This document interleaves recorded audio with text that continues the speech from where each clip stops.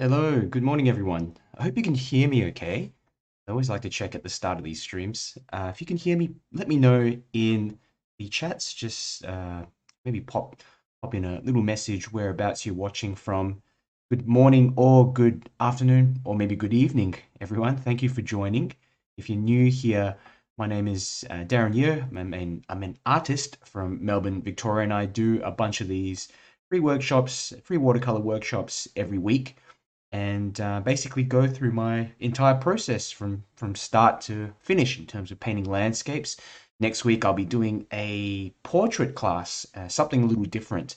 And yeah, basically I've got a reference picture that I'll prepare and draw out beforehand, and then we'll go through the paintings. So very exciting. So I'm going to give everyone a couple of minutes to trickle in, and while that happens, I'm just going to might put some painting or something up on the screen, just some of the sketches that I've done in some of the past demonstrations, just to give you an idea of the type of work that I do. This is mostly line and wash work. I've got larger paintings that I keep in a big folder, but I've got to pull them out of a cupboard.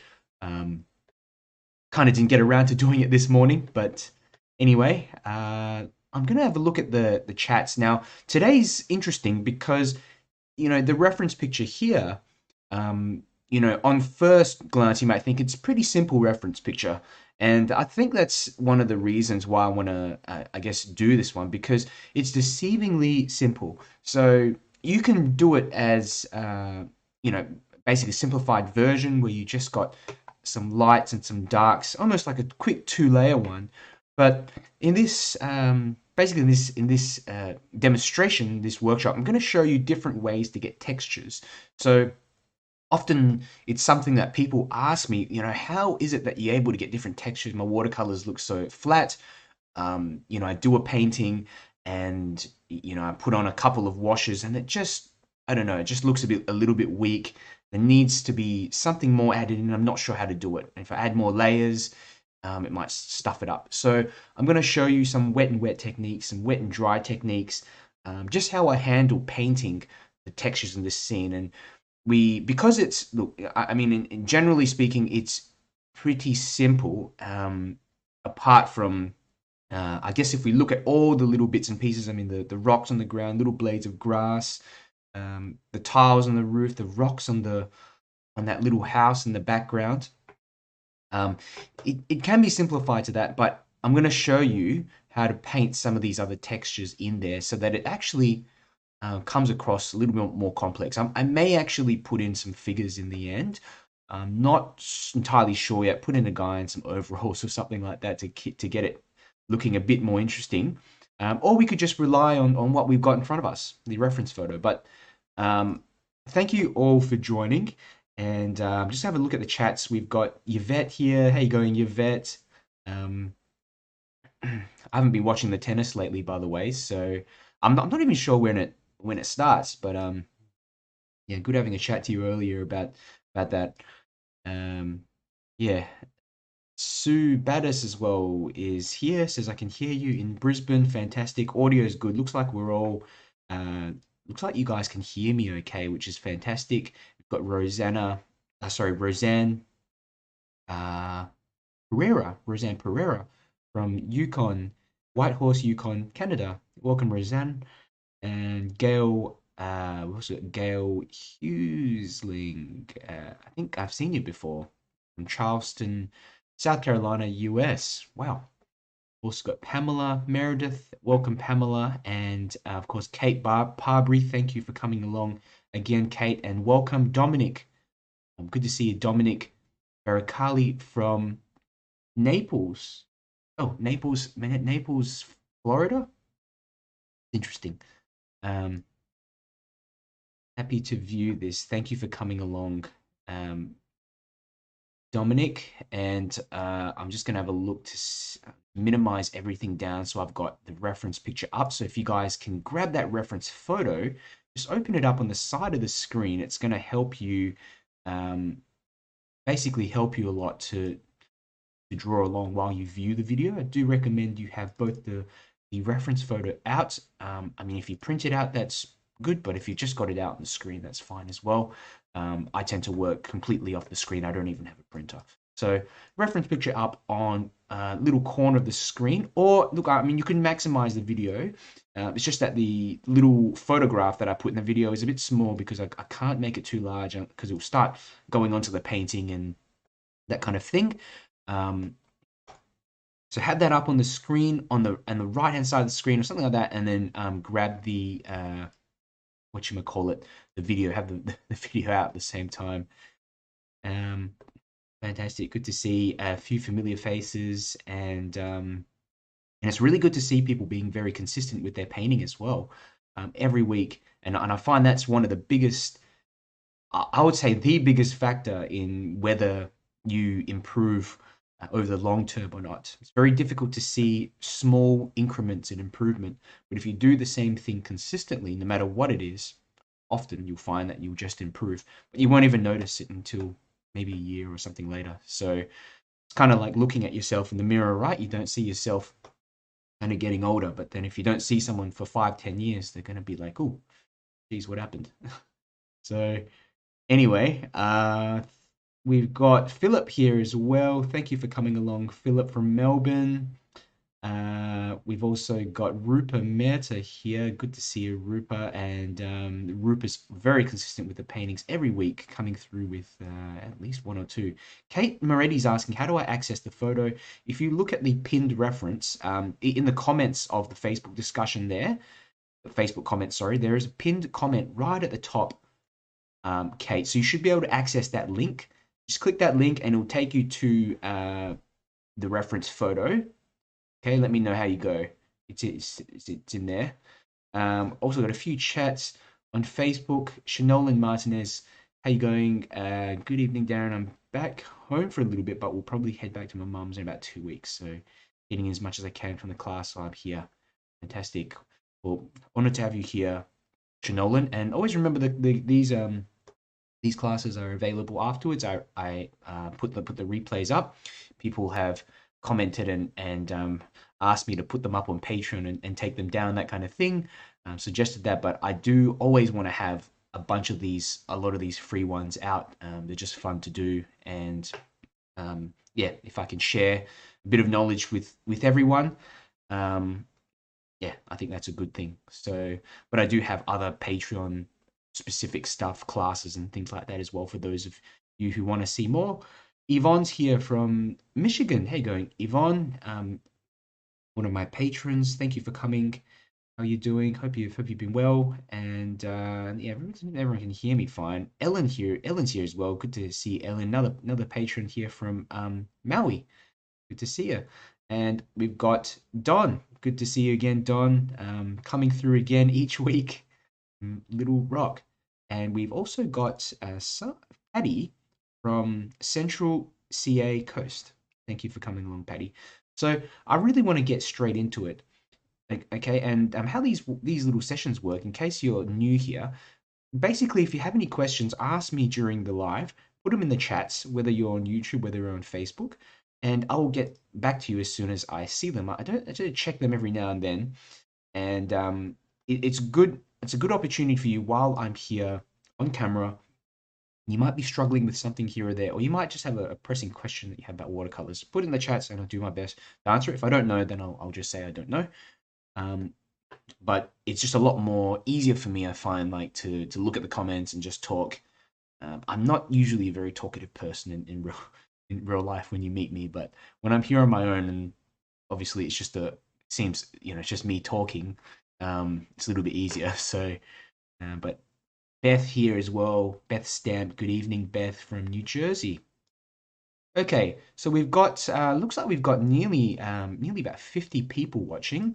Good to have a decent little audience this morning. And if you're enjoying, if you do enjoy the video, and you know of anyone that might be interested, and maybe some groups and things like that on Facebook or whatever that you are part of, please share the video around and like it as well. Just helps me get out these videos to more people. Would appreciate that. So here are some of my little sketches and things like that from previous sessions. This is one of my sketchbooks. I made this one myself. And for those of you who are new to watercolors, and especially if you're if you're sort of got a budget for these materials, you can always make your own sketchbooks. A sheet of watercolor paper costs in Australia about $8, about $7 to $8 for a decent brand, and you can cut that down into these little pages and just basically stitch them together, make your own sketchbook. Often when you go to the shops, they will charge you something ridiculous for a sketchbook, $50 or $80 or whatever it is. I have some myself. They're just convenient, but for those of you starting out with a limited budget, good quality artist materials does not always have to be expensive. I think a lot of these companies try to sell you, 20 paints, or a brush kit of 15 brushes. You only need a few brushes and a few paints.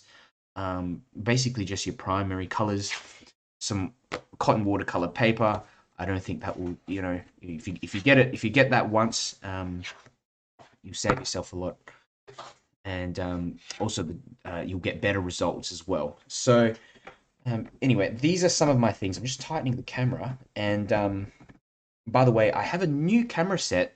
I recently bought a new camera, and I'm going to get that all set up once the gear comes in. So I've got it coming in on Amazon. I've got like a new stand and stuff like that. And it's going to make it so much easier to zoom, and the quality is going to be a lot better. I have another DSLR that I tried to set up, but there is a recording limit, and it was just very tricky to get it to it was just very tricky to get it to focus, and the camera would shut off and stuff like that. So it's an older DSLR that I have, but I do have a new setup now, and that's really thanks to all the tips and the little donations that I've got. I kind of scrounge them all together, and from my patrons, and also from a few others on Buy Me a Coffee, and managed to get one. So really thank you so much for everyone who's donated a little bit for that.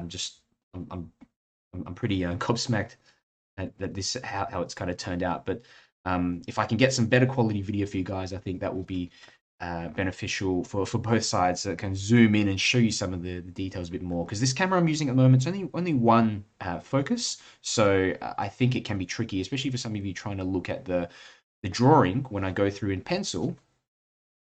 Often I get a comment saying I can't really see what's going on, that kind of thing. So anyway, these are some of the paintings I've done. Smaller sketches. I've got other ones as well. And I just haven't got them out, the larger sort of paintings. These are the larger ones I do. They have 1/4 sheet.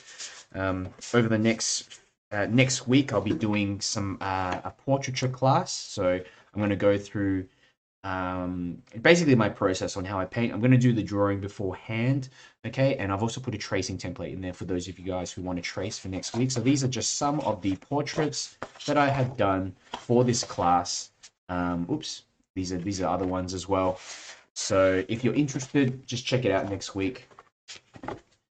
Right, so I'm going to go ahead and get started. I hope that's an all right introduction for those of you who don't know me and want to see a little bit of my work before you commit to hanging around and watching. I'm going to go ahead and get started, but before I do, I'm just going to bring up all the chats on the left side of the screen. I always do this so then I can keep an eye on what is going on. I've got a whole bunch of things. Kate says maybe it's just me, but that link doesn't get me to the reference photo.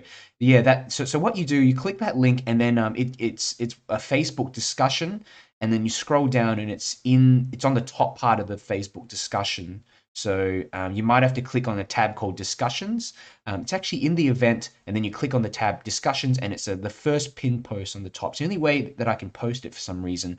I can't post an image in the actual chats here on Facebook. So, but not to worry, Kate, if you can't see it or if you can't find it, you can just follow along with me as I'm drawing and I'm painting. Okay, this is the drawing is going to be pretty loose, so you don't have to really worry about details. We'll put in details in the actual painting. And thank you. And I've got quite a few people. Sono here as well. Good to see Sono and Kim. Thank you for joining, Kim. And good to give it a go. You don't have to be good at something to enjoy it and to improve. So people don't try something and don't attempt something because they think they have to be good at it. And it was a quote ages ago that I read by 𝗬𝗙𝗡𝗦𝗦𝗘𝗦, actually. I think that's how you pronounce his name. He's a sci-fi writer. Anyway, so I will have everything up here. Okay, Kate's got it. Fantastic. Right, and let's go ahead and get started now. I am going to start drawing probably the most simple part of this whole scene, and that is the area where the house hits the ground. And if we look at where the house hits the ground, it's about halfway through the reference photo or the sheet of paper. Okay, so if you divide the sheet into half and just draw a line roughly around here, you're going to have that house. Now, of course, you don't have to put it in exactly here. It just depends. If you want more sky, less sky, if you want more foreground area, then the horizon line or this area just underneath the house will be slightly higher. Okay, but this is quite balanced out. It's almost 50-50, so almost too balanced if you ask me. But let's just carry on. The reference photo, pretty interesting scene, and you know, the simplified version of this, really, we're going to start off. We can just go here. So about, what's this? About a third of the way in the page from the left, you can see the house start off like about here. Not even completely straight. Okay, comes across here. Use the end of, hold the pencil at the end as well. If you're using a large sheet of paper, this also helps significantly to just loosen up your drawing a little bit, because we're not trying to get in any detail at the moment. We're just trying to get in a bit of a bit of a rough guide as to where this house is, how tall it is, how wide the house is. Okay, little looks a bit run down,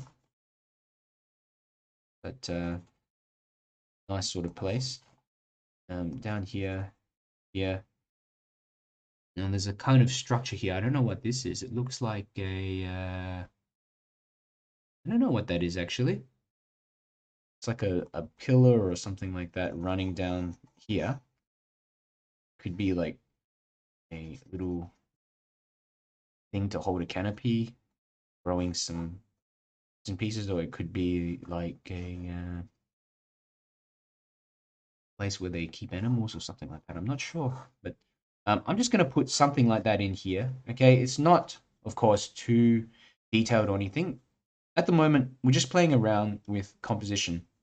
Composition encompasses everything that you decide to present your in the way that you decide to present your painting. It can be the colors that you use. It can be the detail that you use in some areas. It can be the shapes. It can be the focal points. So at this point, we're just looking at ways, basically just ways to put in the detail in here.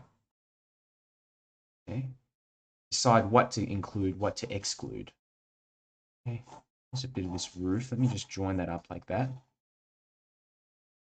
Okay, having a look at this reference. The reference, I think, is the reference for certain is a little bit what do you call it? I think the bit of paper is a bit wider than how I'm in the actual reference itself. But again, this is where you can sort of change things around. So there's the rooftop that I put in.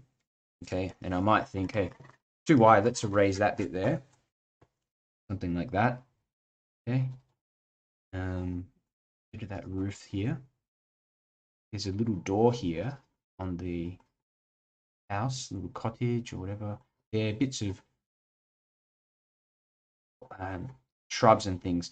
The way I do shrubs, just sort of indicate them out, is that I just put these round circular bits and pieces in here. Okay, it looks like there is also some kind of chair here on the side of the house. It's like about here actually.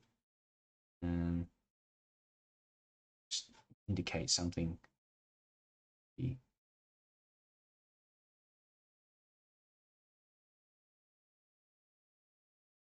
It's up to you if you want to include these little bits and pieces. There's actually a lot of intricacies and details in here which you may or may not want to include. But I think this is good because it sort of if you look at it, it sort of hits the sun. Get a bit of light running through here. It's all going to be quite dark here in the background, and I think sometimes if you've got a little bit of structure in there, you'd be surprised at how it helps to balance out the rest of the scene. Okay, great. Unfortunately, there's no one sitting on it. But again, I did say I was going to change it around and maybe add in a few figures. But we'll see how we go. There is a line, kind of path going in, and the path starts about here, just a little bit from the bottom left. So draw that in. Okay. Don't worry about getting everything 100% correct or whatever here. Okay. It's just, remember, we're just getting in a quick sketch. Part of this actually comes down a bit forwards more. Just trying to see how high I want to make this building.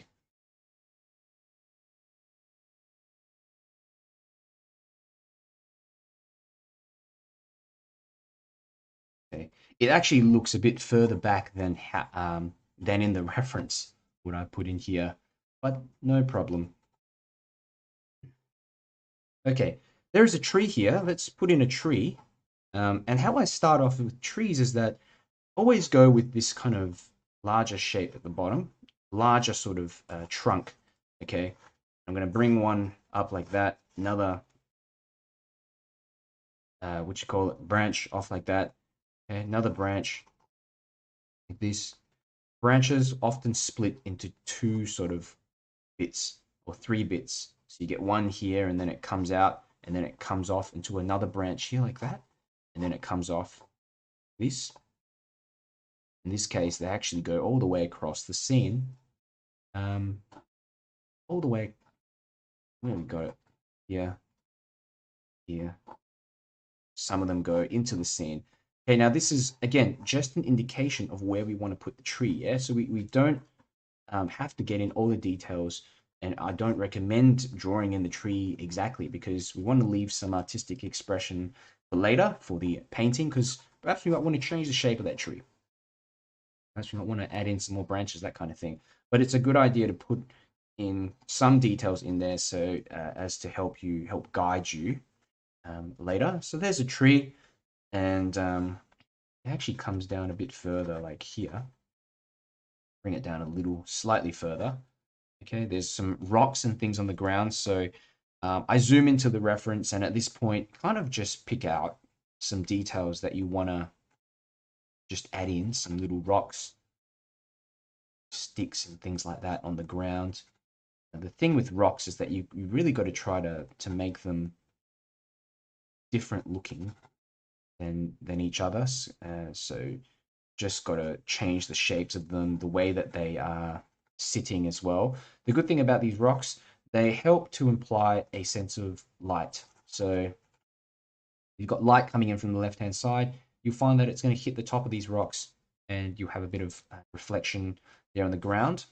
Okay, there's these little shrubs and things here. There's really so much going on. And this is the stuff that we don't have to really get in. We're going to do that all in watercolors later.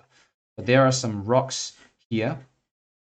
And there's a kind of a flat rock like this on the ground. And there's another one kind of lying over the top, kind of on this side there, perhaps. Okay, so it's just bits that you might or might not want to add in here, okay, to imply some detail.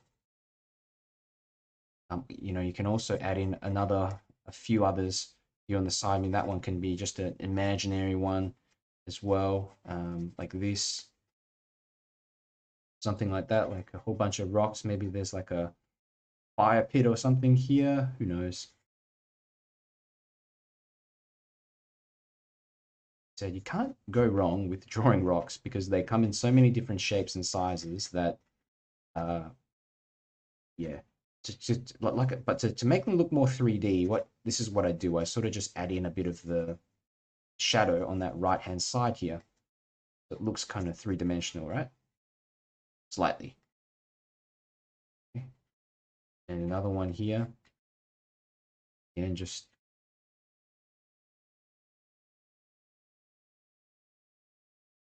join that on a little bit like that. We have some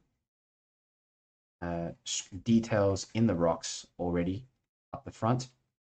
Whether we keep all of that doesn't matter. It's just I'm kind of working through this in my head. Often you'll see as well that the drawing that I do is pretty simple, but I like to do most of the work in watercolors. And here is even bits of detail and stuff in the roof. It's what's this? There's the top of that roof. You have to be probably got to be a bit more careful here. Jump the gun too quick. Just want to make a sharper edged line. Okay, a bit more of a that's better. The reason why I'm doing this is so that I can create a larger contrast between the background and the house. I need to make sure that's pretty obvious in there. Little tiles on the roof, which we'll have to do later on. I'm not going to draw them all in. Okay. Get this side of that house, and that's important. And I might even want to put a window or something on there. Just try that window.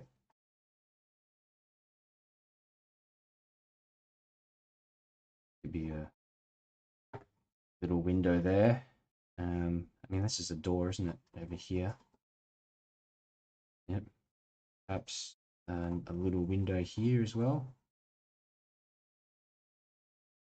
The way I draw these windows is pretty similar to how I do them in line and wash, actually. Just a bit of few squares in there, darkened sort of squares. And the frame of the window as well, like that.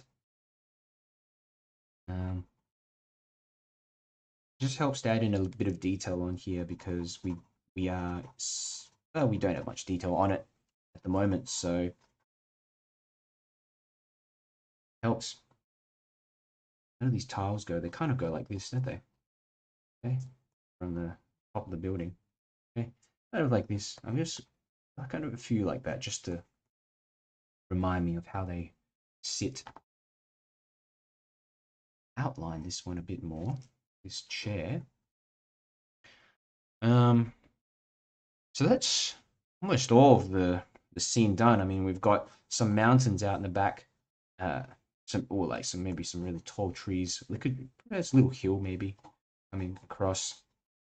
Again, where you start and end these mountains will determine how high where the sky is. If you want more sky, just lower the height of these mountains, trees. But if you want less sky, just increase the height of those mountains. This is just an indication of where we want them in. Okay, this comes out a few layers of these trees actually overlap with each other, shrubs and stuff like that here. Okay, now comes the $1,000,000 question: whether we put in some figures. See if I have a quick little reference that I can pull up that will go through. Let me have a look. Maybe like you guys can just follow along. Just to practice our figure drawing, hey? Let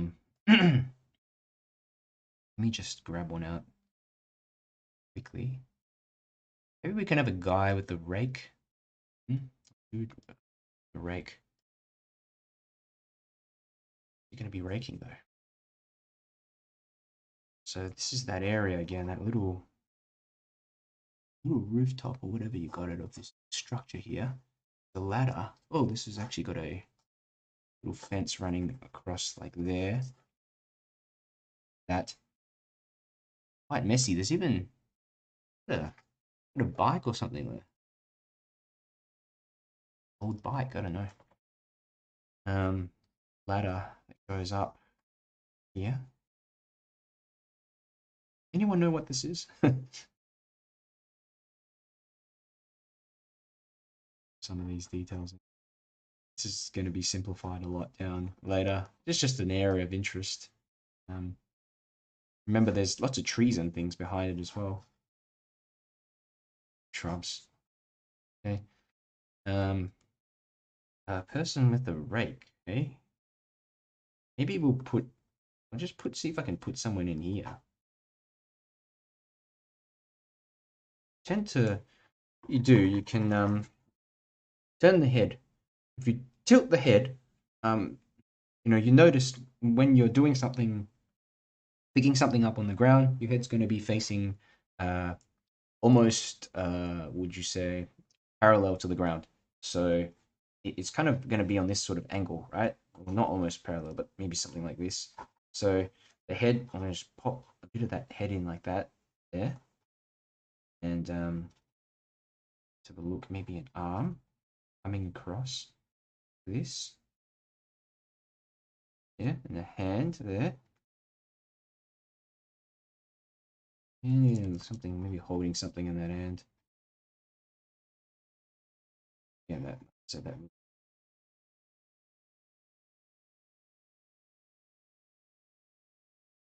Okay. Rest of the body comes out like this. Yeah. Just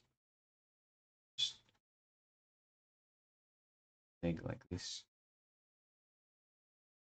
Leg, another leg coming out to the right hand side. Here. Yeah. Got two legs joined in a bit like that at the base. Head. I don't really bother much with the facial details. It's more just the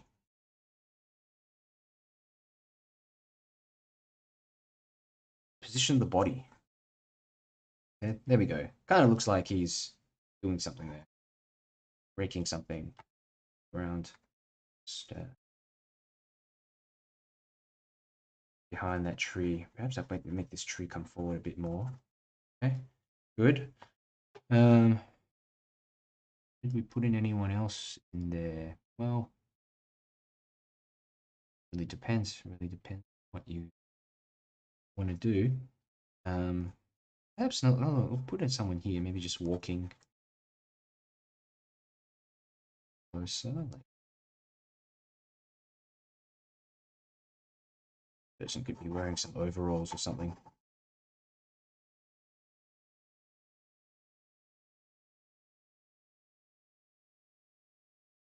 The figure there.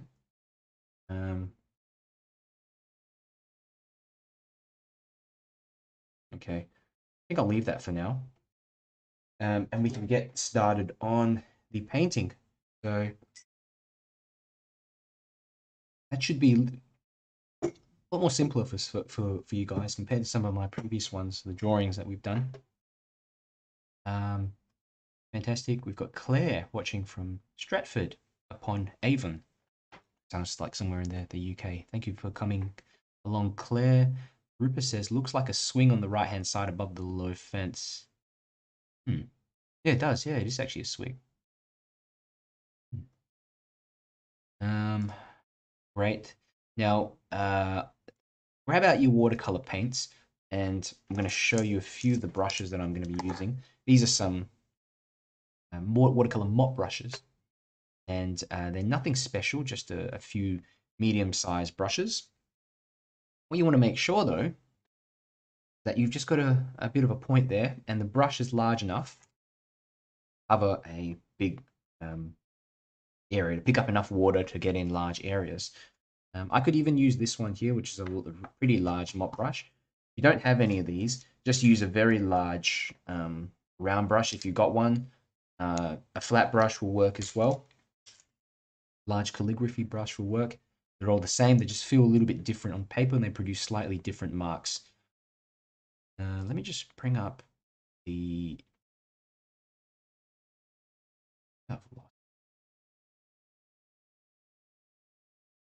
Where is it? Oh no, I've still got the YouTube here. I thought I lost it. Okay.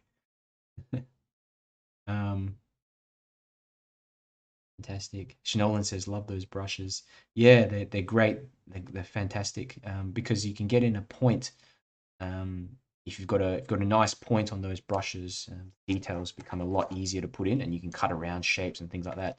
So the first thing that we're going to do is get in the light, okay, in all these buildings, and hope you guys can see my palette a little bit. Let me just bring up the stream so I can just can see a little bit of it. Yeah, any bit of it. I don't want to push it, but I will explain what I'm doing. But you can see a little bit here in the corner. Mop brush.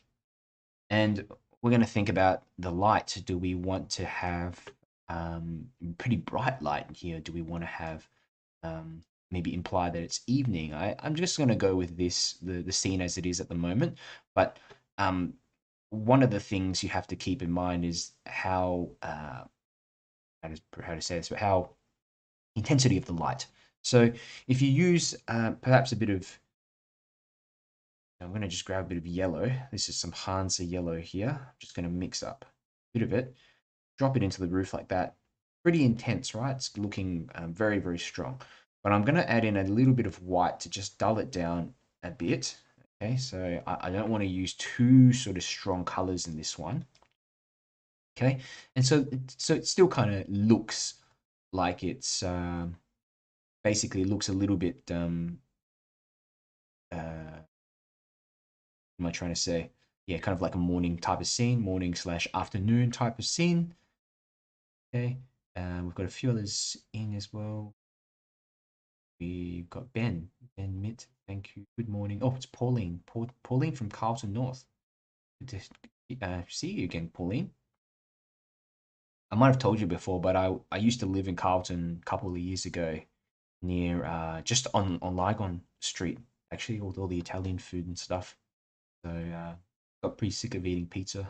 But it's a great great little street and area. So thank you for joining.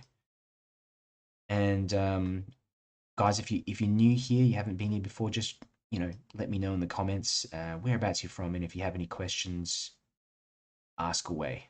Yeah, answer your questions. And I'm gonna mix up. So this is a little bit of, like I said, a bit of buff titanium, and I'm mixing in a little bit of this yellow here, 𝗪𝗙𝗧𝗥𝗘𝗦 yellow medium. And the color that comes out, it looks a little bit like Naples yellow. Naples yellow was a color that I'd use really, really often, actually. And it's basically a muted down yellow, a bit more creamier looking. Okay.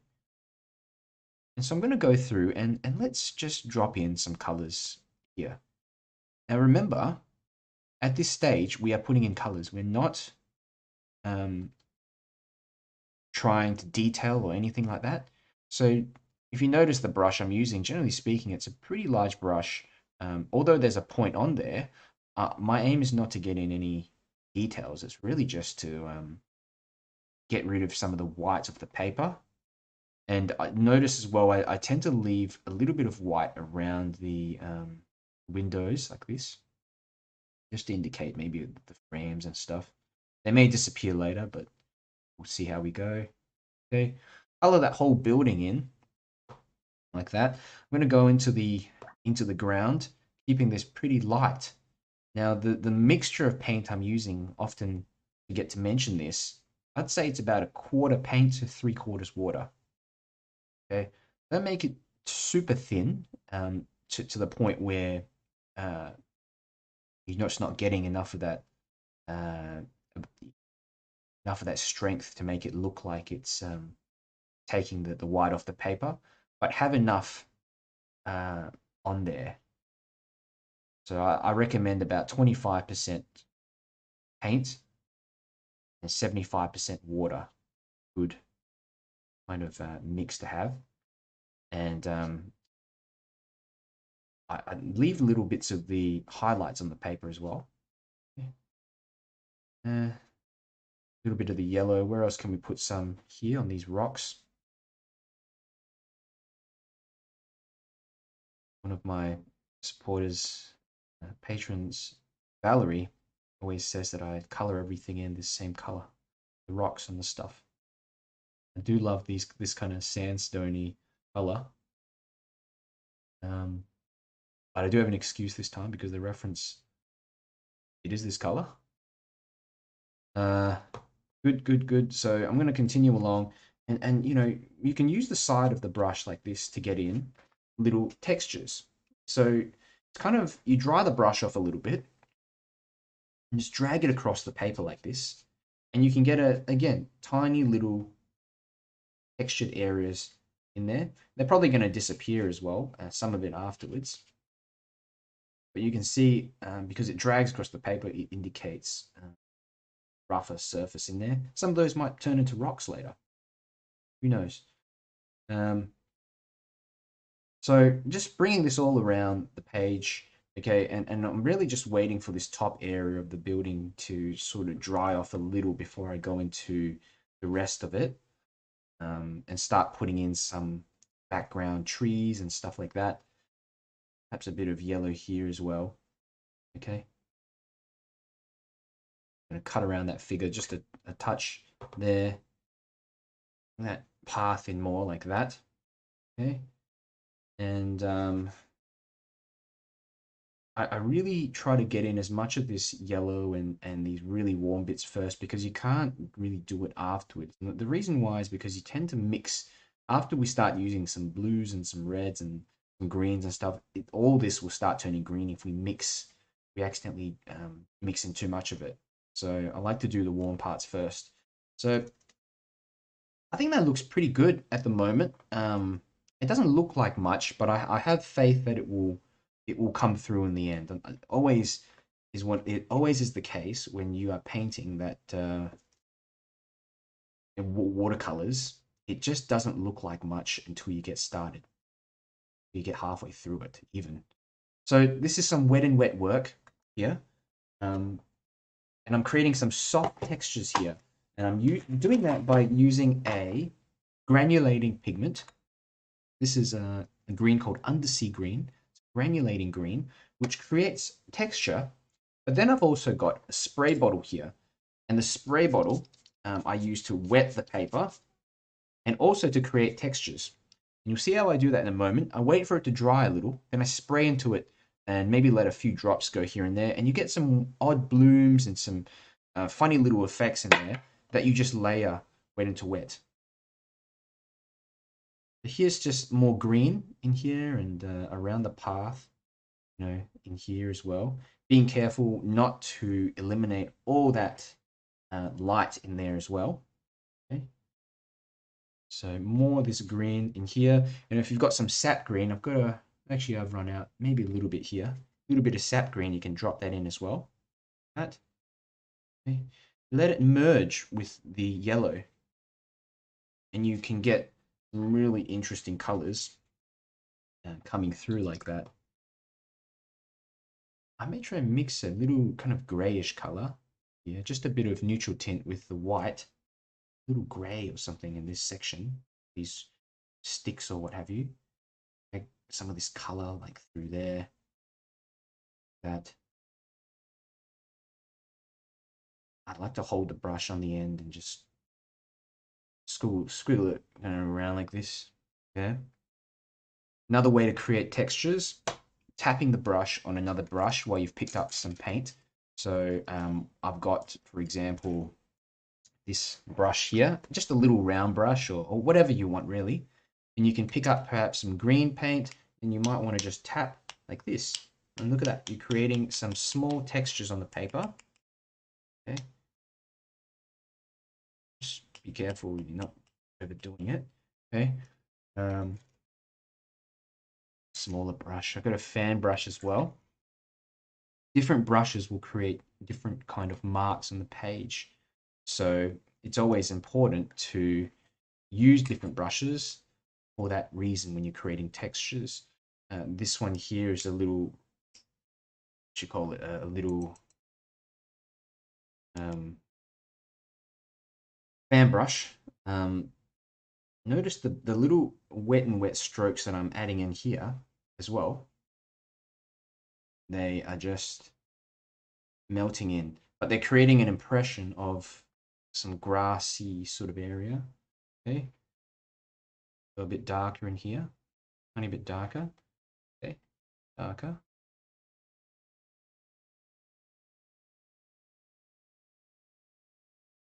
We've got some shadows running across for the tree, and I'm gonna actually get that in later. I think doing it now is going to just,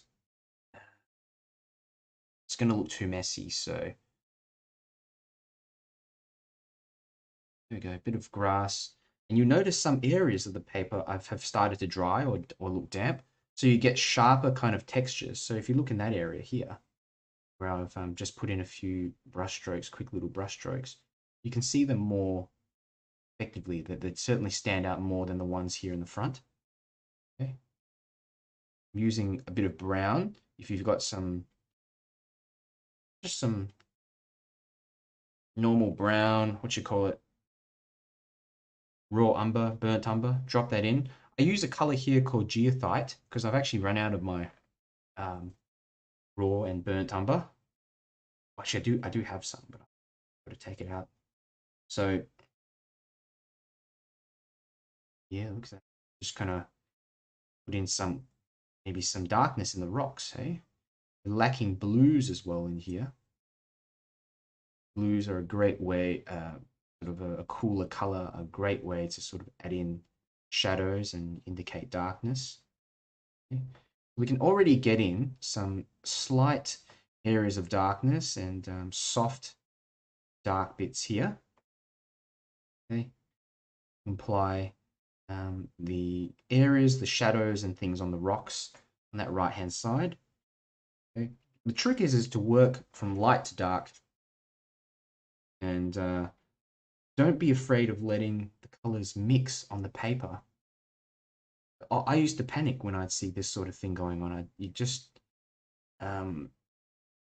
freak out and think it's all going to blend together. It's not going to look like anything. But got to remember, we're not trying to really detail at the moment. All we're trying to do is just get on really little textures and that first round of color. This area in the top now looks like it's about dried, so I can go and work on that. And spray bottle. So you can spray the paper kind of like on an angle, drop in a few little bits and pieces. And it's probably tricky to see, but if you look here, that's kind of created like a speckled, slightly speckled type of effect here as well. I've dropped in a few little bits of water. You can even pick up a bit of water and just like flick it on the page like that. And you can create some little textures from doing this sort of thing. Just flicking a bit of water here and there. Okay.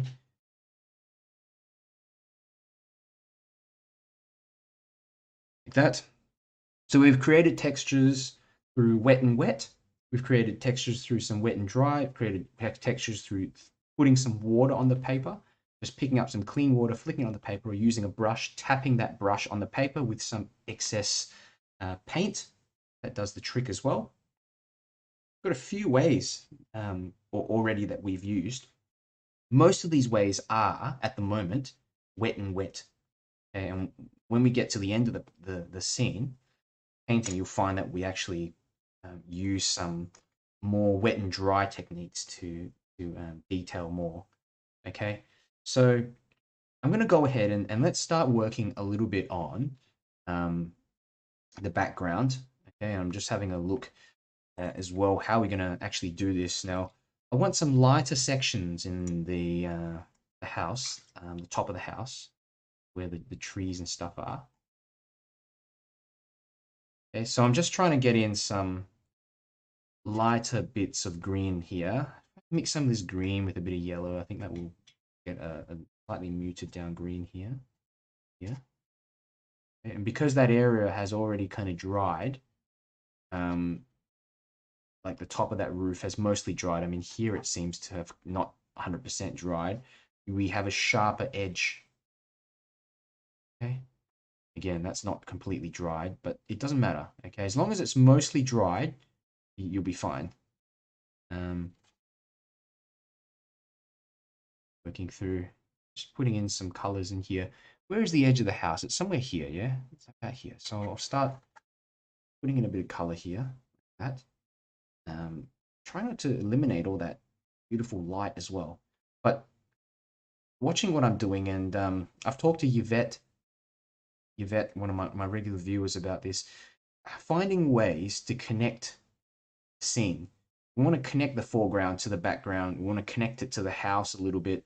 Everything needs to appear as one, and not stick out too much. It's a difficult thing to explain, but I'll explain it while I paint. Got a few more chats. Here. Anne from New Zealand's here. Good to see you, Anne. Also got Robin Snedeka from the States. Sono says, I have to leave now. We'll watch the recording later. Thank you, Darren.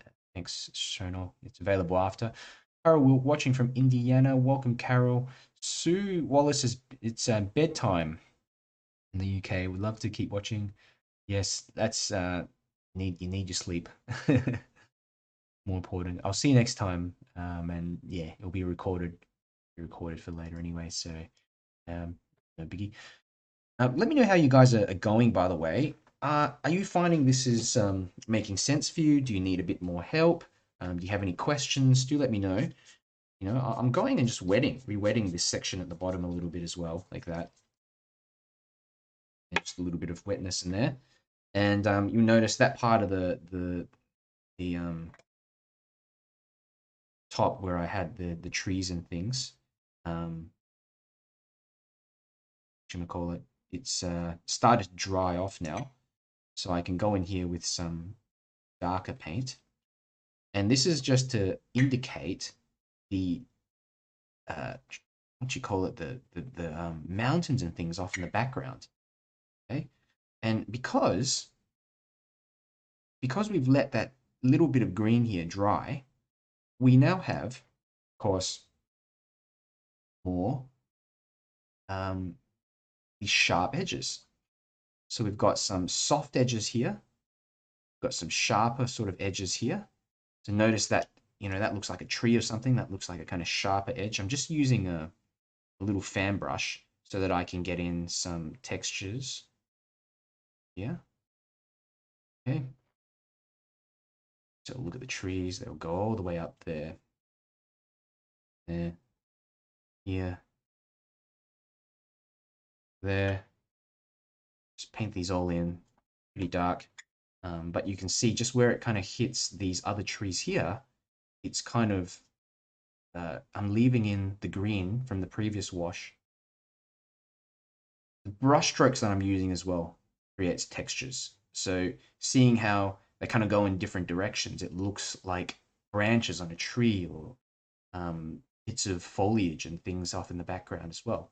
So that's what I mean by we're using different brushes, and trying perhaps some brushes that even are a little unconventional, like this one here, can really make your paintings look a bit more unique.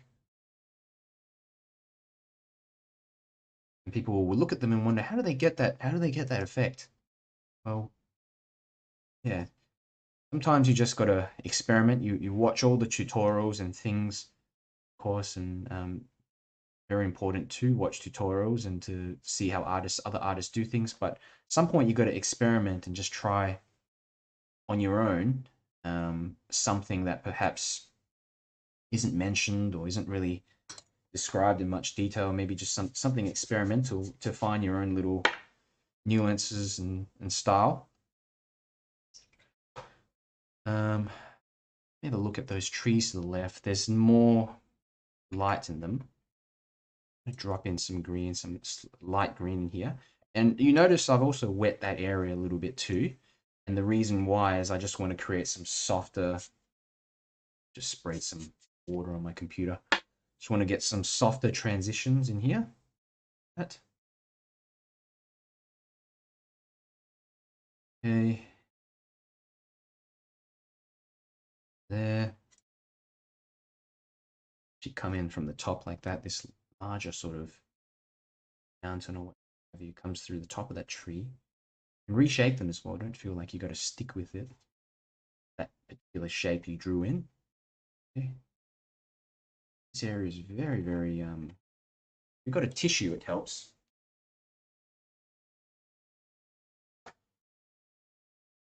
issue or a little towel or something like that. Just do this sort of thing, lift off. This also creates little lighter textures in here, very subtle. You do it here in the foreground.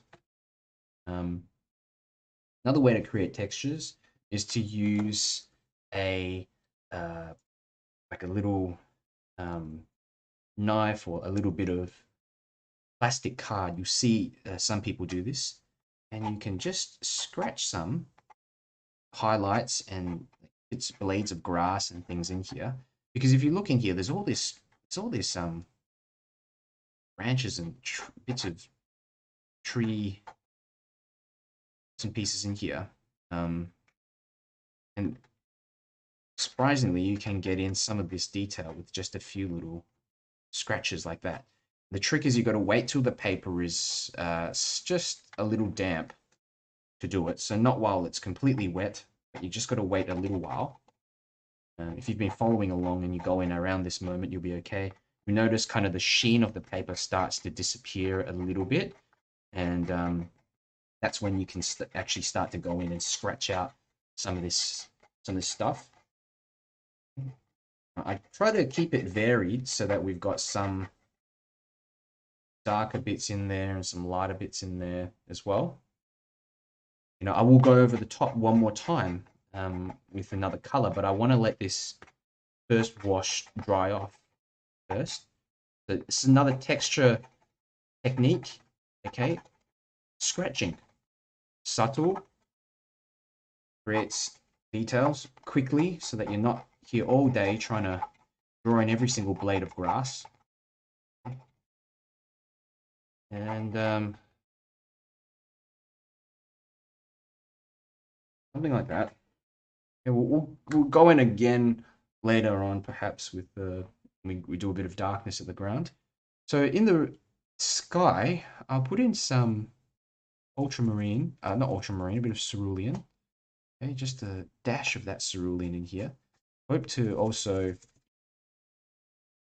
I always like to get a bit of wet and wet going along in there as well for the edges of the mountains. So spray that off a little bit. Unfortunately, that's dried off quickly, so I can't really do much about that. But in the reference photo anyway, it's sharper sort of looking. Okay, just drop that in like that. More strength in some areas. Bit in there, there. Good. There we go. And by reintroducing water into an area that's almost dried, again, this creates texture and granulation. So the pigment sort of disperses again, and when it dries unevenly, which means you get areas of high concentration and areas of low concentration, and it dries quite randomly. And so, in a way, you replicate the sort of random structures that you see in nature. Do it with this method I guess a lot easier than if you were to do it by hand. So again, I'm going to start putting in some details for the house. Has it dried? It's kind of dried, so I'll get in some firstly, of course, on the house there are some little bricks or what have you in there, little rocks make up the house. See if it's dry enough to actually do this. Yeah, it is actually dry enough. We can just use a bit of, this here is a little bit of burnt sienna. And we drop that in. And remember, we do have some time later to get in some of these rocks and stuff with gouache. But having some of it in with the brush work is actually good. You can draw in some of them. You know, look, I'm just really using the shape of that brush to get in the details. And remember, I'm going to kind of go over the top of all this again, another wash. So a lot of this detail will kind of disappear a bit in here as well. So it's just trying to get in a little bit of that. Okay. First, a little bit of that wet into wet. Okay. Yeah, bit of brown, burnt sienna in there. Here. Okay. I'm thinking like the background as well. Let's start putting in a bit more darker green in some areas where we've got just additional trees and stuff. Green and maybe a bit of purple mixed together. Darken it off a little. Extra darkness in some areas of the trees. Don't be afraid to really go quite dark in some areas as well. Okay. It's something that I think a lot of people are worried to do in the beginning because it looks so contrasting against some of the other elements and the light in your painting, but it's very important to have elements of strong elements of light, darkness in here. Background, maybe a bit in here as well. Not done that tree yet.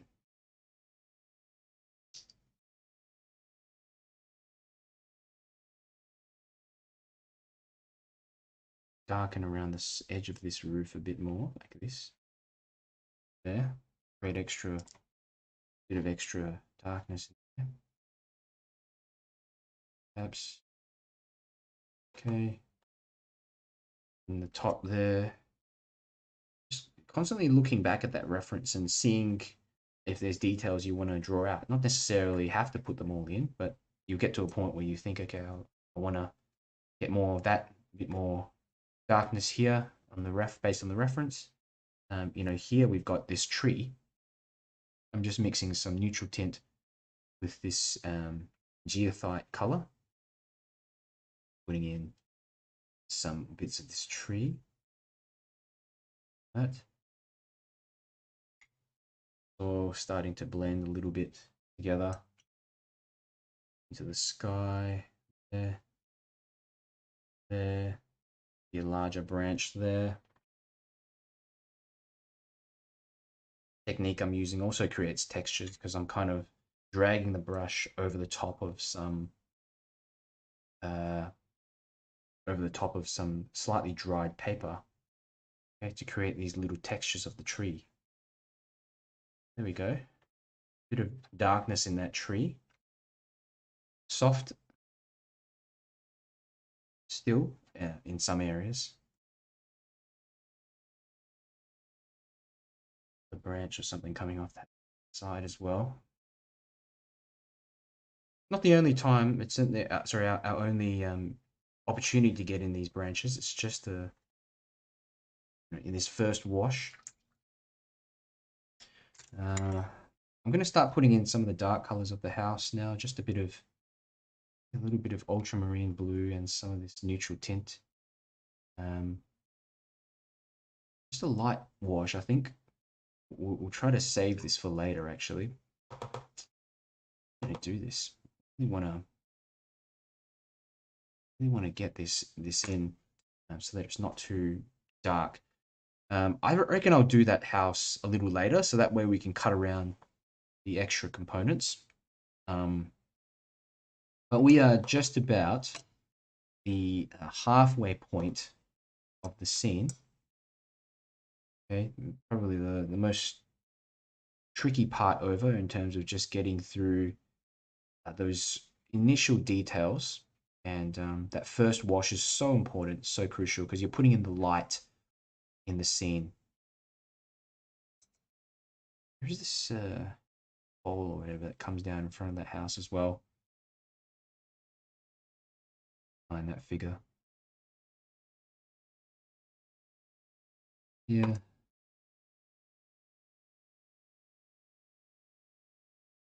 Yeah, let's put in some of this fence or what have you. Not sure what it is. That.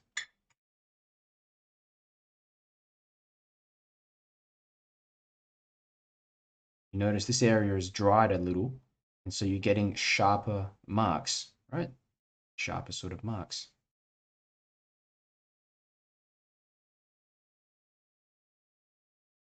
Don says he's used a rough watercolor paper this time. Definitely a lot of texture. Yeah, rough watercolor paper is great.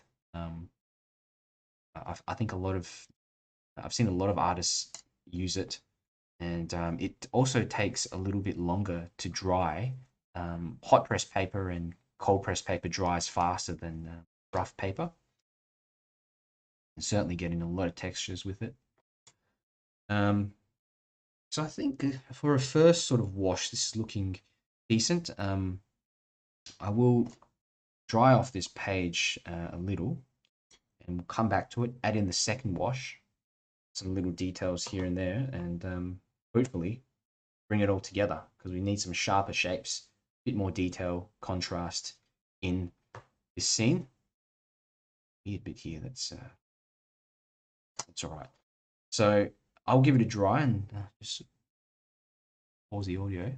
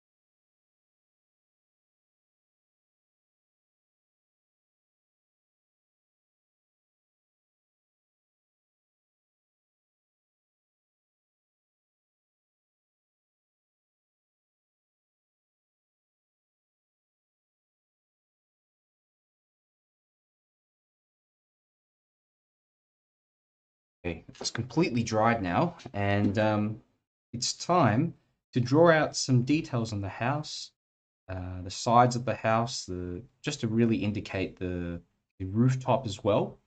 And this shadow running to the right of this tree here, kind of like right downwards across here, the darker bits, I can already see something emerging from it. Once you put in all the really dark colors, you'll find that it comes together somehow. Let's have a look. Got a few questions. Just double check. Susan from Georgia, loving this so far. Thank you, Susan. Kate's asking, have you altered that fan brush? Looks notched, maybe. I haven't altered it. I've had this brush for a really long time though, so it's kind of bits of the fan bits have stuck together. It's not altered. Just used. Well, it has been altered through a lot of use. Maga says wonderful so far. Thank you, Maga. And another brush I use as well is this one. Yeah, look a little bit closer, focus, but it's a flat brush, but it's kind of like an angled flat brush. This also gets some really interesting textures, which I'll use well for later. But notice how I've used that fan brush to paint so many things in here, and you get some textures. And the temptation is to, you see that texture and it just looks out of place, and then you want to just go in there again and rub it out and go over the top, but you got to leave some of those things to dry. They create interest in the scene. That was one of the most difficult things I found when I was starting out in watercolors, just learning to leave stuff like this that kind of looks a bit out of place at the moment, but once you have everything else in, it's fine. Otherwise, it all blends together into one big mix. Any more questions, guys? Let me know. And if not, I will continue on. Jeanette is here. And Jeanette's saying, I just dipped my yellow into my coffee. Have you ever done that? I don't really drink coffee these days anymore, but I do drink tea, and yeah, yep.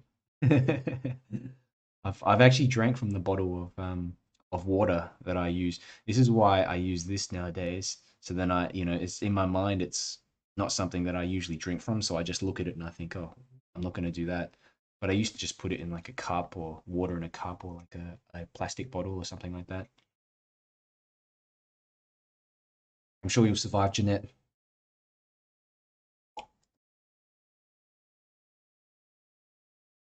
Okay. Uh, check any more comments. Um,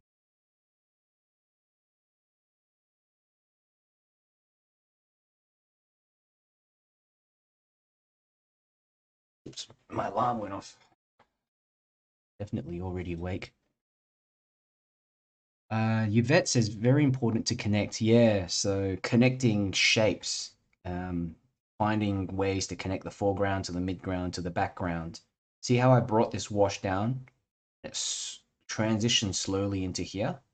And then we've got this part of the house which we need to transition downwards and join onto the shadow so that it all, it's when you look at it from a distance, it makes sense. When you look at it close up, it almost looks like a mess, but from a distance, the transitions, soft transitions work beautifully, imply a lot of detail when it's not actually there. Rock's not easy for me, Shanolan says. Yeah, rocks can be tricky, but the good thing about rocks is that they come in all different shapes and sizes, and so it's like you don't have to get them at, exactly in. Can watercolor paints go bad? Um, some paints go moldy, so it depends what sort of preservative they use in it. I know paint manufacturers use, yeah, they use antimicrobial sort of things in there. I know people use clove oil in their homemade paints as well. I'm looking up how to make them myself. Generally speaking, yeah, I don't think they go bad. I mean, for me, they've just tended to dry out in the tube if I've left them for a really long period of time. But for the most part, not really. I think you'd be okay. Thank you, Yvette. It says lovely brushstrokes. Use. Okay, so we're going to continue on, and let's get in the rest of this. Michelle Rudolph's asking, will there be a video posted? You work faster than I do. Yep, that's a comment I get from a lot of people. The replay will be available afterwards. Another thing you can do if you're watching on YouTube, or if you're if you're watching on YouTube, you can actually decrease the speed to half, 0.5 times, and I still sound okay. Sometimes you get this weird drawn out voice.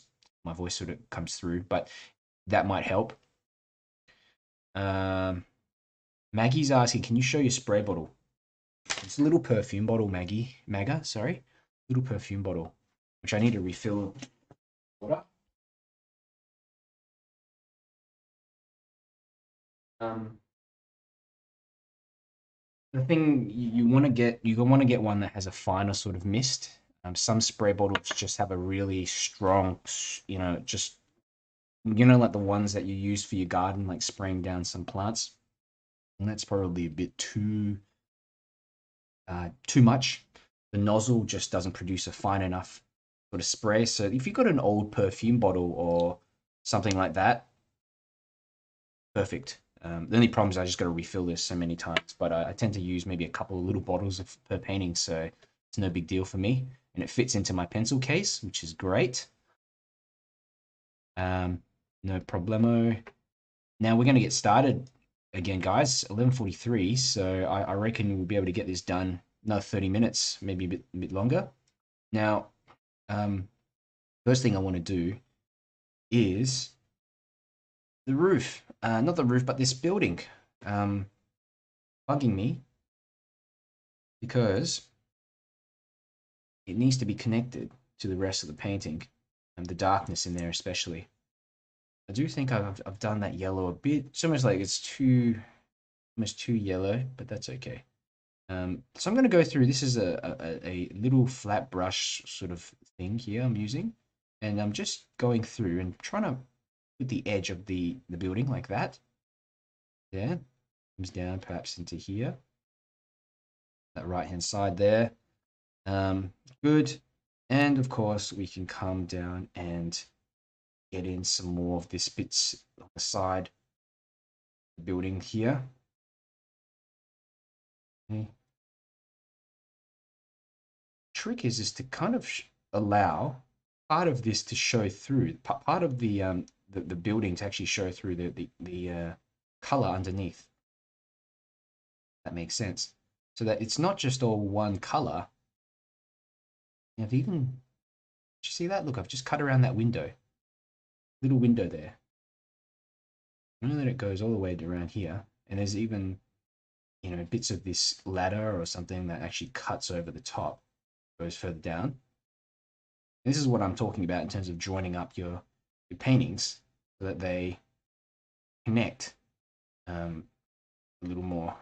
That coming down here, the great thing is now we can apply some of these like shrubs and stuff here in the foreground, not in the foreground, the midground. So here, I'm just, again, just using a bit of this fan brush, okay? And there's this little chair that we've drawn in before, which I will cut around. I don't know if I'll actually keep this here. It looks a bit funny, but we'll try. Try to put that in. It's just a bit of, the color I'm using is just a bit of neutral tint, a bit of blue, and a bit of brown.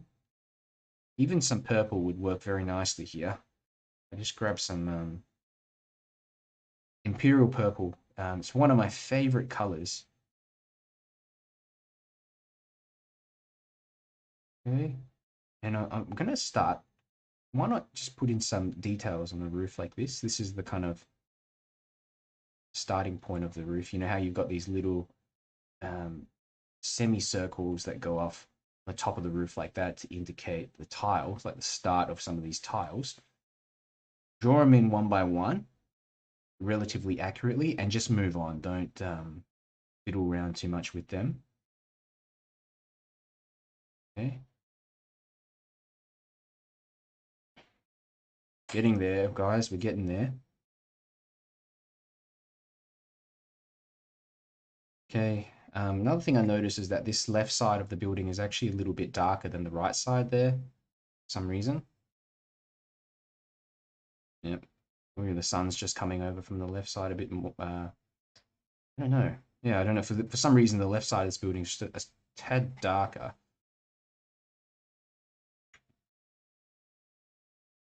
I always have to remind myself, it's just because it's like that doesn't mean we have to get it in exactly as the reference picture. We can still have a, you know, change it up to our liking. There you go, just cut around that chair or what have you there. I don't, like I said, I really don't know if I'm gonna keep this, but just put in there anyway for the time being. Cutting around, and this house is pretty dark. Okay. Like this. It always looks a bit funny when it's not dried. The wetness of the paper compared to the dry bits of paper, it just looks out of place. It looks like it doesn't belong there. But when it dries, it flattens out and it looks good. So that's also something to remember. The color also dulls down a little bit as well. Because I used to go in there and try to make it not look right, and I'd play around, and then it just turns into a mess. Okay, so we've got in bits of the house here.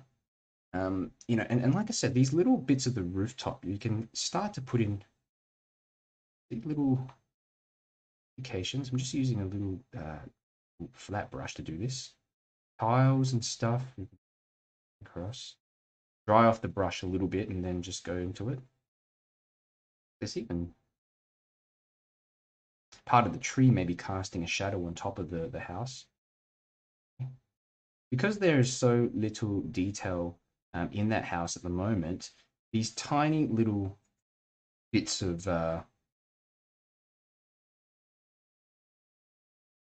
what you would call it, tiles and stuff, actually make a big difference. Okay.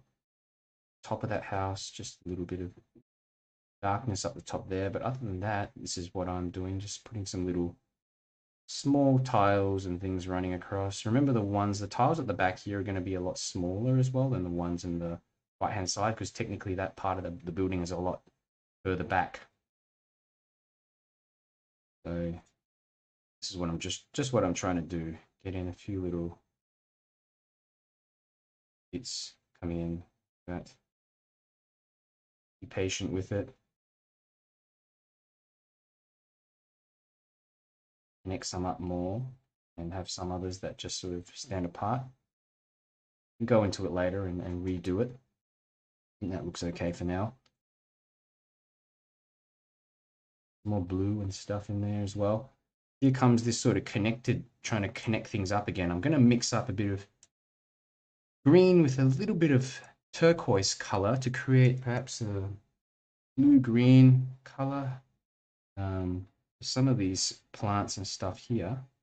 So drawing this down like this, connecting it to the house, this little shadow or darker sort of shrubs in here, connecting it on to the house in this way. It's important, sort of a bit of try to imply the base of that building as well, like this. Just do a little line in some areas like that, but then pick it up in other bits and drag it down. And we've got a figure there, so we just got to be careful. And of course, we have this enormous shadow running across the bottom. There's only one way to do this, and that's just to go straight into it.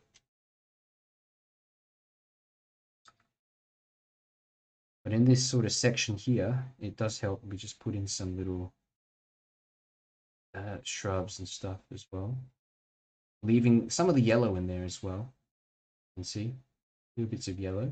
There's a path here, and the way to kind of indicate that path is I tend to just draw like little blades of grass coming up near the path like this. This is, again, creating textures.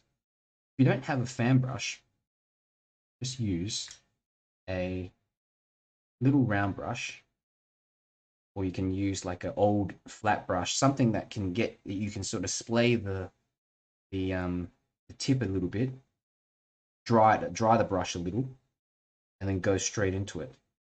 A little bit of dry brush work. So you've got little bits of scratching out work, and then on top of that, we've got this sort of darker grass and blades of grass and stuff running through here.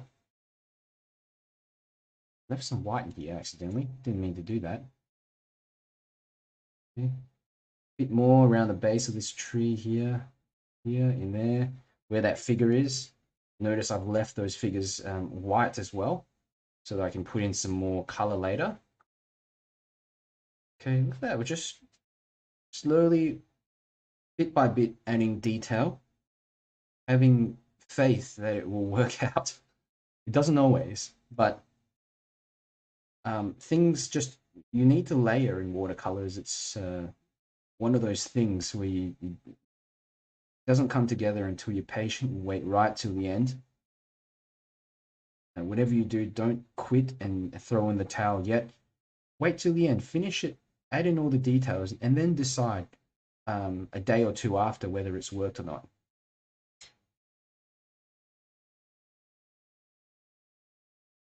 These are the rocks in here. So just notice I'm just putting in some little shadows or something running through them.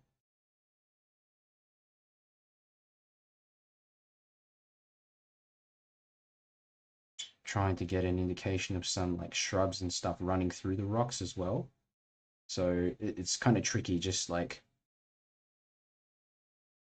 getting the detail of those rocks to show through, but at the same time to blend the other bits and pieces on here as well. It's tricky, but just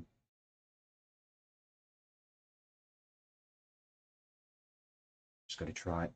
See whether it works out or not. Great. That shadow, I'm going to use a larger mop brush to get in some color for it. Use this one maybe. I'm going to be using some purple, little purple, and a bit of neutral tint. About 33% paint, third paint. Okay, so a bit of shadow there. Perhaps running across the figure as well. Across the ground. Okay.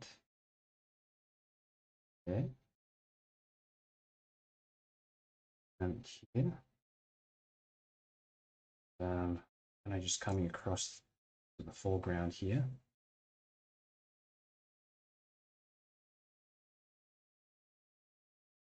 Very tricky to know exactly how this will work out, but I'm just playing around with it and we'll see.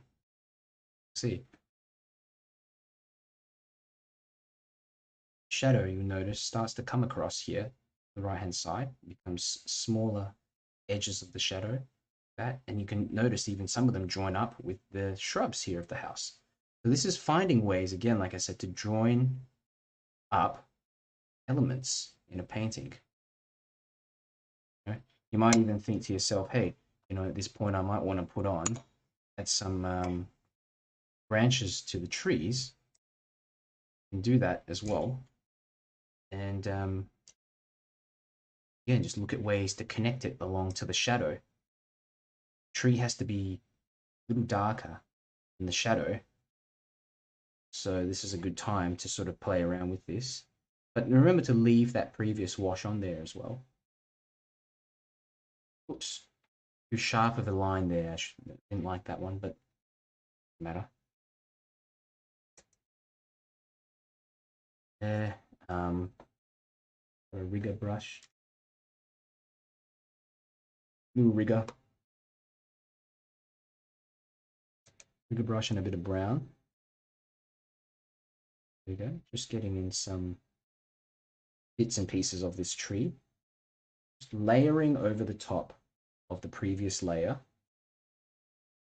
to create some more details.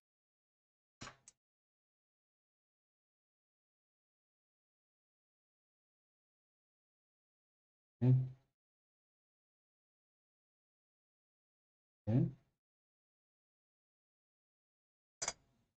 Even in the background, I might notice, hey, there's some darker sort of shrubs back there. I can just darken off like that. Connect it on.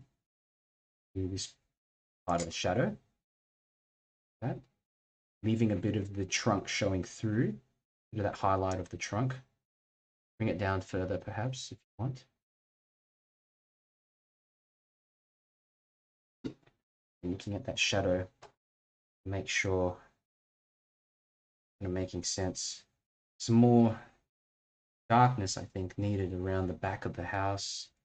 I'm just going to use neutral tint and some purple. Let's get in some more darks in here.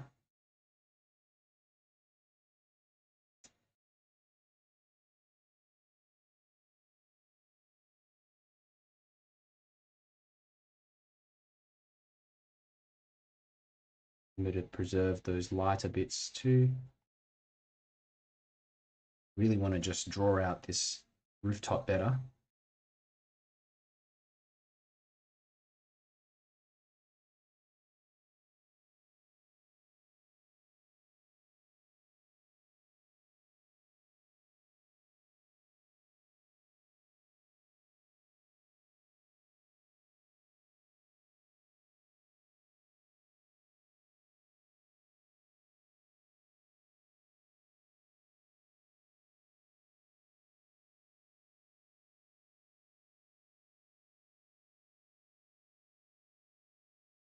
Darkness back there as well. Into the trees, another layer. And also just use a round brush. That works quite well too, just to dab on a kind of a few little shapes like this that might look like distant trees and things. You'll notice some of them kind of go up into the right into the distance. So we can just kind of pick up a bit of green, dry that paintbrush off, and then I just do this kind of get in a few, might be going through the back, like just textures, dry brush textures, layering over the top. That hopefully something starts to emerge from all this. Some of that, not too dark, just a little ruffle around a little bit. That's it. Okay, good. I think I'll darken the shadow more. It's not, I feel like it just needs more paint in it, especially the stuff down the front here.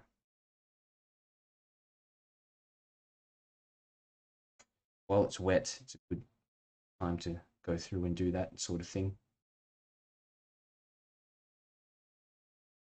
Get on with the house there. Some more lines running across like this. Just indicate the branches. That. No, it's not really in the reference, but I want to exaggerate it a little.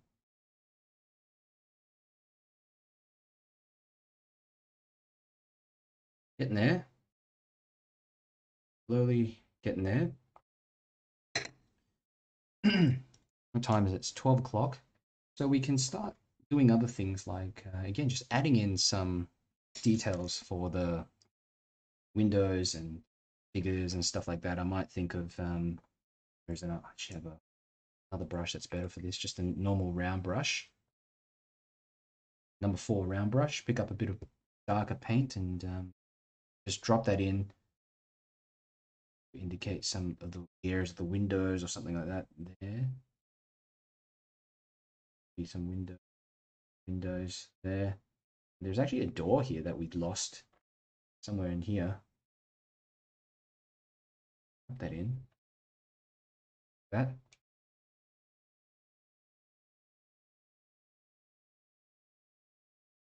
Soften this bit of the chair down. I think if I had to do this again, I would not use so much of this yellow. I would have gone with more of a more of the buff titanium, because I think the yellow just looks slightly too exaggerated for my liking. So that's one thing I would have done differently if I had another go at this. I had another go at this one. Ooh, bit of detail underneath the roof here, well, and maybe a bit here.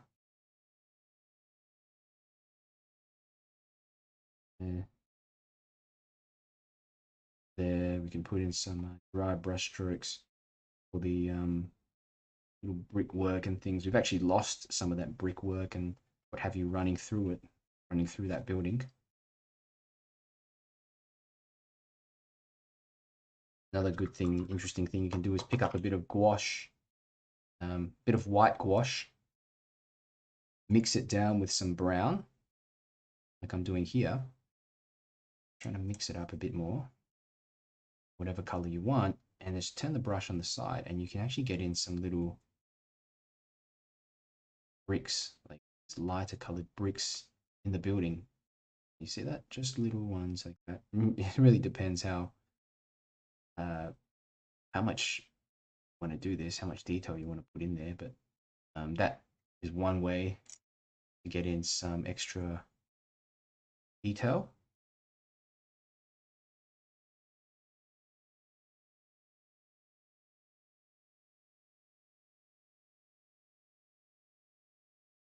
And mix that gouache with some yellow as well if you want to brighten up that color a little bit too.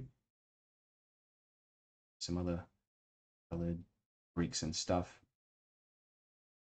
My only suggestion is just to be careful with this, don't overdo it. Okay. I'm going to put in some color for these figures. Get in some, let's get in maybe a bit of blue for this person, like some overalls or what have you. And then I'm going to just drop in darkness at the base of the legs like that.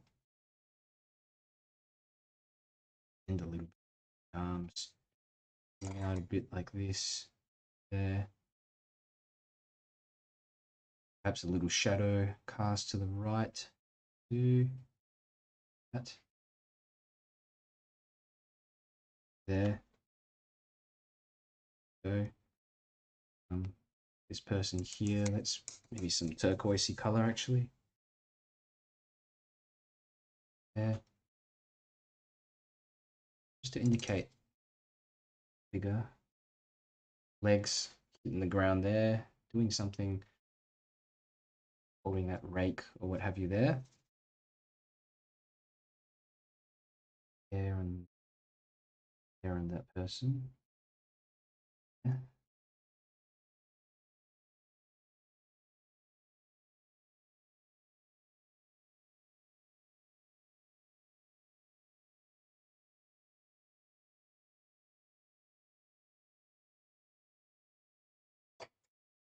Okay. We're almost done. I like it, but at the same time, I do think this house. If I had my time again, I would just make that roof, yeah, a little bit more, less yellow, less saturated than that. Gone with more of a more white inside, or more of that white of the paper actually showing through. But as you can see, we've done a whole bunch of different textures. You know how to imply blades of grass, bits of fence, things like that with just a few quick brush strokes. And really the rest of this, it's up to you how much additional detail you want to see put in here. There's extra to the fence you might want to add on here. A bit more darkness in there like that. Connect that onto the figure.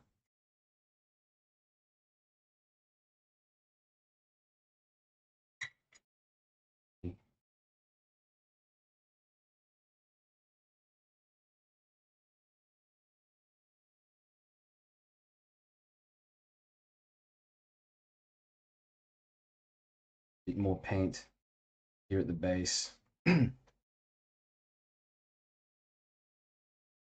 Robin saying, love my fan brush. I got one after watching several of your classes. Fantastic. Yeah. So look, this is probably not, it's not the most realistic sort of painting that I've done. To me, it looks okay, but I think it's just a way to practice some of your, some of the techniques that I mentioned before, textures and what have you. The only thing that I'm not too happy with is probably just that building up in the background. I feel like I could have done that a lot better. I keep harping on about it, but one of those things, I guess. But I'll put it away after a bit and then check on it later, and hopefully sometimes I come back to it and I actually like it. Kim says, love this tutorial. Fantastic, Kim. Often we don't spend enough time as artists practicing our techniques. And I've said this a few times already, but we tend to go into a painting, and then when we need to execute some of these techniques, we just haven't done it enough times. And so we paint and it doesn't work out. But if you spend time just doing paintings and little sketches in order to create textures and I guess play around with some of those bits and pieces, little kind of details, you'll find that when it comes time, you'll know what to do. When you're painting, you'll know, hey, I need to create some extra darkness here, or I can do it through this technique, or I can do it through this other technique. Okay, and I find I've learned so much through my sketchbook just by sketching little things than I have through actually painting itself. Well, it is painting, but I mean, doing like a proper size painting, whatever. Because when you're sketching and when you're doing little bits and pieces, you're not under the pressure of having to produce anything that you believe to be a suitable standard or whatever to show people and that kind of thing. So it's kind of like practicing a throw or like a grip on a, when you, I don't know, on a tennis racket or something like that, or a particular swing. You know, you need to know how it's executed, and for that, that you need to practice those techniques. What we're doing, yeah. Okay, so more contrast, I think, around this figure, because what we're missing, I do think I can just sharpen this up a little bit by putting some more darkness in some areas. Contrast, this is again another technique, creating contrast. That means darkening shapes, darkening the shadows. It's like Photoshop. Sometimes you take a photo and it looks, maybe it's like in direct sunlight or something, and it's just missing some definition in there. So something like this, it's pretty much the same thing. We're just doing it with the paintbrush, very, very slowly, adjusting. Trickier with watercolors when you're going from light to dark, because, sorry, dark, if you've got dark colors and you want to make them lighter, it's trickier because really the only thing you can do is lift or use some gouache. Okay, but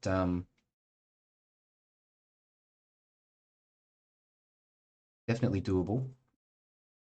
This is just neutral tint, just using some neutral tint to create extra contrast in here. More in the base, building perhaps, a few brush strokes here and there. I'll probably work on this house a little bit more afterwards as well. Something that doesn't look quite right to me. But you get the gist of what I'm doing. This last bit, all this sort of extra little bits of details and stuff that I'm adding in here, they're just putting in really just the final, some mid-tones and some really, really dark tones in here. Layering of it. One stroke at a time, kind of different from the what I was doing before with the fan brush, which gets in a number of strokes at the same time. This allows you more control. One, slower, but it allows you a little more control. Some of that stuff I've tried to scratch out has gone back into it again, so we can try again. Okay, bit of that. When you try to scratch out too early, that's what happens. The paint will just run back into the to that section again.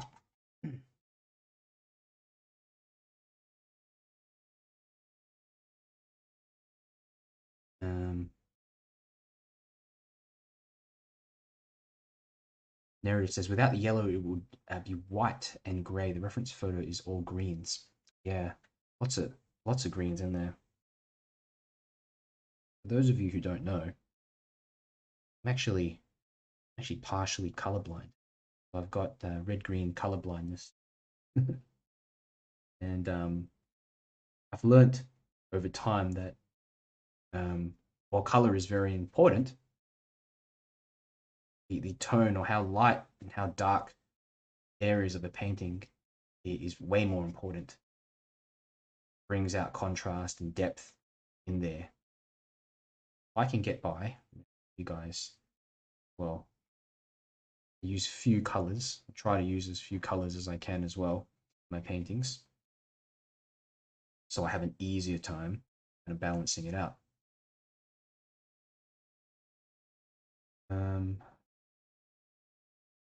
have a look. Thank you, Don. Don says that was a lot of fun. Ellen says, if you don't like the roof, wouldn't it be possible to glaze over the roof with more brown or neutral tint? Yeah, it could be. We could put in certainly a bit more color in there, but we want to preserve the light on there. I think like I just have to, I just have to accept it. If I go back in there and try to add some more, um, add some more, if I add gouache in there, for example, I think it would just look, it would just stick out too much. And if I try to darken the roof on top, I think it would just would eliminate that light. So I'm just going to accept it, and for next time, I'll keep in mind perhaps use a bit more of a lighter color, because compared to the reference, this is actually more a little more yellow. The reference almost looks like just bright white at the top there.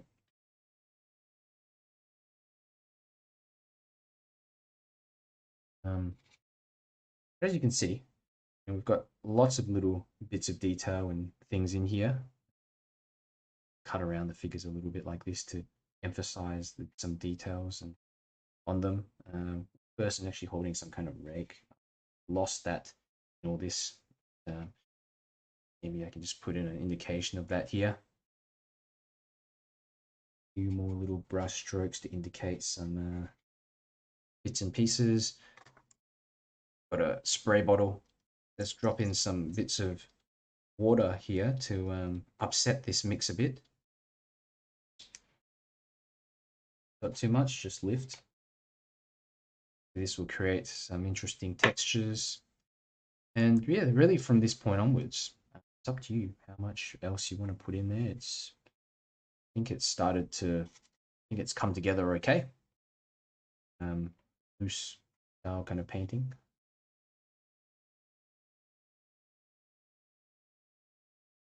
Sometimes I really need time away from it to just assess things further. Yeah, let me know if you guys have any more questions in terms of if there's anything else that I can demonstrate on here. I'm just thinking. I like this part. That's my favorite part of it. This structure and the darkness running through the kind of lighter bit of this structure. I quite like how that looks. Probably the one section here that I like.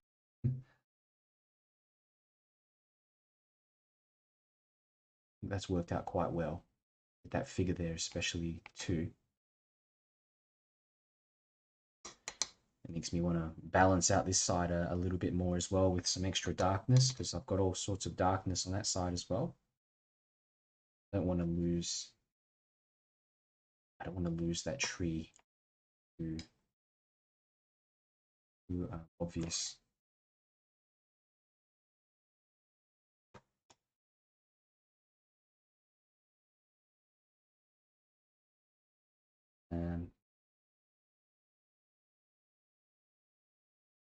Put in some bits of green for the tree leaves.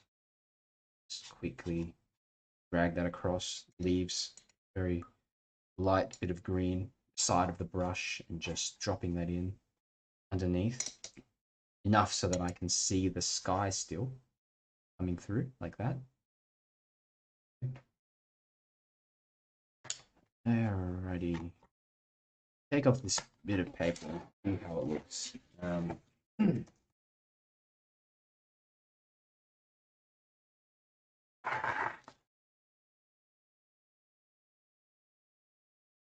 Great. So like I said, I really feel like I could improve that building for next time. And the way I would improve it is probably adding extra textures on top. And some of the brickwork as well, I might go back into it later with some gouache. Draw in like the little bricks here and there to get more detail. Apart from that, I think it looks quite okay for a little painting like that. Certainly I've had better paintings I've done, but I hope this was helpful for you guys, and you got something out of it, if only just for the texture, understanding some of the textures, how I apply and use some of these techniques on the scene. So I'll hang around for a little bit longer if you guys have any questions.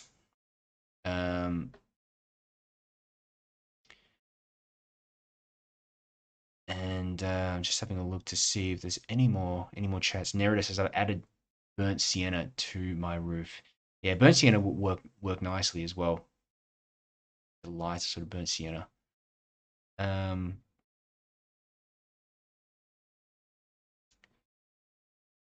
think that's pretty much about it. I may. Ooh, raw umber. Nerida says all raw umber.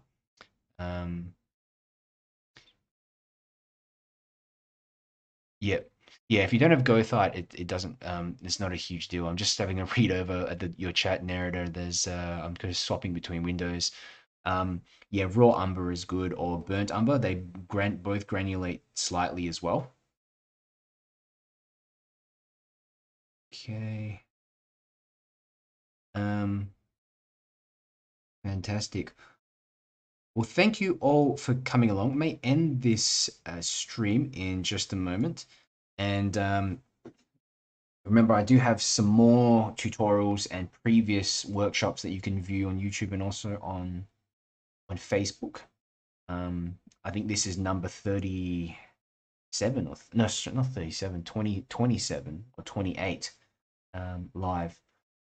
So really appreciate you guys being here and sort of using practicing some of these techniques and painting along with me. Robin says, I've learned a lot. That's awesome. Good to hear.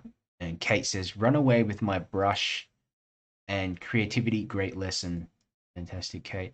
And yeah, when you're painting a loose scene like this, the great thing is that you don't have to worry too much about detailing or what have you. It's just trying to create a cohesive sort of painting, blending structures together, using different techniques.